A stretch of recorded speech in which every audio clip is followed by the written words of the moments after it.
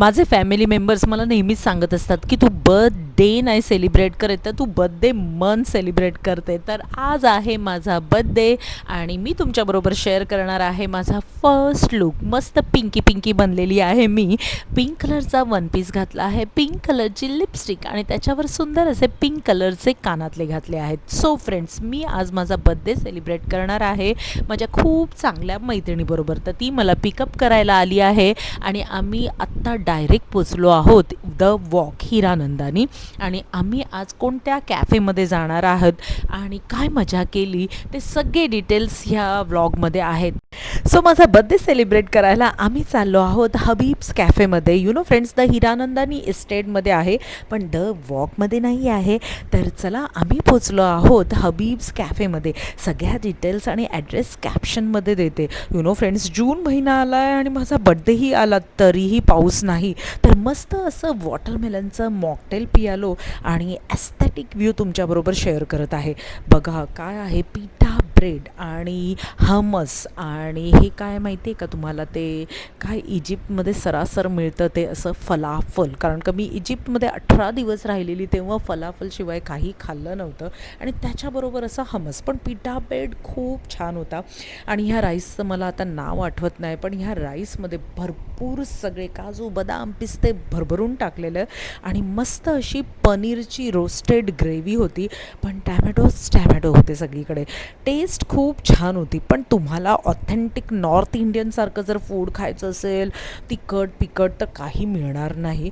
पण असं एक माझ्या मैत्रिणीला आणि मला ना नेहमी असं काहीतरी वेगवेगळं ट्राय करायचं असतं, म्हणून आम्ही वेगवेगळ्या ठिकाणी जातो. आणि तुम्हाला इटॅलियन आणि अशा वेगवेगळ्या प्रकारचे जर डिश खायच्या असतील तर प्लीज व्हिजिट हबीब्स कॅफे. आणि आता मी तुमच्याबरोबर शेअर करत आहे माझा outfit of the day. Black कलरची हिल्स घातली आहे, आउटफिट एकदम सिम्पल ठेवला आहे. बेबी पिंक कलरचं मस्त असा वन पीस घातला आहे आणि मॅचिंग इयरिंग्स, मॅचिंग लिपस्टिक आणि toe to top birthday girl in pink dress. चला, तुमच्याबरोबर शेअर करते मस्त असा ॲम्बियन्स. यू नो फ्रेंड्स, 1+ हे कॅफे आहे, रेस्टॉरंट नाही आहे. तुम्ही बघू शकता, हे जे तुम्हाला मी दृश्य दाखवत आहे ते फर्स्ट फ्लोअरचं आहे. आणि जरा डायरेक्ट खाली वाकलात तर तुम्हाला ग्राउंड फ्लोअर दिसेल आणि ग्राउंड फ्लोअरमध्ये तुम्हाला एकच टेबल का 2च टेबल अवेलेबल आहेत. तर जेव्हा पण तुम्ही इथे याल तेव्हा प्लीज माझ्या मते तुम्ही ना टेबल बुक करून या. फ्रायडे, सॅटर्डे, संडे खूप गर्दी असते. सो तुम्ही टेबल बुक करून आलात तर खूप उत्तम आहे, म्हणजे तुम्हाला वेटिंग पिरियड कमी लागेल. आणि ह्याच्या साईडला एक बाहेर ना, हबीब्समध्ये ना एक बाहेर साईडला एरिया आहे जो नॉन AC आहे, तिथेही तुम्ही बसू शकता. तर ॲम्बियन्स तर ठीकठाक आहे, जरा कोझी आहे. Let me share you our purse, our sunglasses. असंच टाईमपास हो. आणि मग मस्त असा माझ्या बेस्टीने मस्त असं गिफ्ट, बर्थडे केक आणि फ्लावर्स सगळं आणलेलं आणि आम्ही मस्त असा बर्थडे केक कट केला. मस्त असा हादडला, पण हिला आवडला नाही कारण का कॉफीचा केक आणलेला तिने आणि कॉफी तिला जास्त आवडत नाही पण मला आवडते.